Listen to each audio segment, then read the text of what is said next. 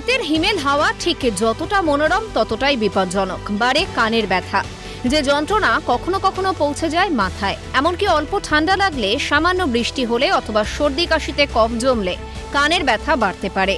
Migraine থাকলে কষ্ট আরও বাড়ে। তবে কানের যন্ত্রণা থেকে রেহাই পেতে ঘরোয়া টোটকাই হয়ে উঠতে পারে ওষুধ। তবে সেক্ষেত্রে ঘন ঘন কটন বাড দিয়ে কান খোঁচালে কানের ওয়্যাক্সের স্তর নষ্ট হয়ে যেতে পারে।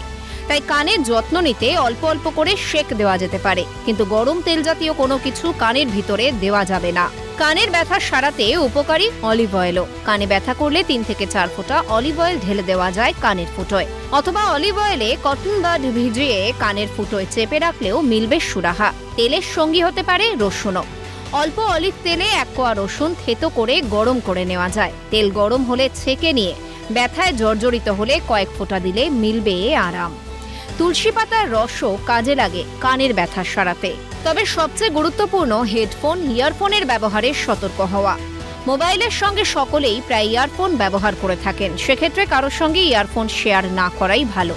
নিজের ইয়ারফোনও আলাদা বাক্সে রাখা দরকার, কারণ ইয়ারফোন ব্যাগের মধ্যে ফেলে রাখলে তাতে ধুলোবালি ও ব্যাকটেরিয়া বাসা বাঁধে, যা কানে গোজার সময় সহজেই কানের ভিতরে ঢুকে সংক্রমণ বাড়ায়। তাই রোজ স্নানের পরে তোয়ালে দিয়ে কানের যতটা অংশ সম্ভব মুছে নিতে হবে। যত্ন নিতে হবে কানের খেয়াল রাখতে ছোট্ট কিছু সুঅভ্যাসই বড় ওষুধ হয়ে উঠবে আপনার অজান্তে। ক্যালকাটা নিউজ।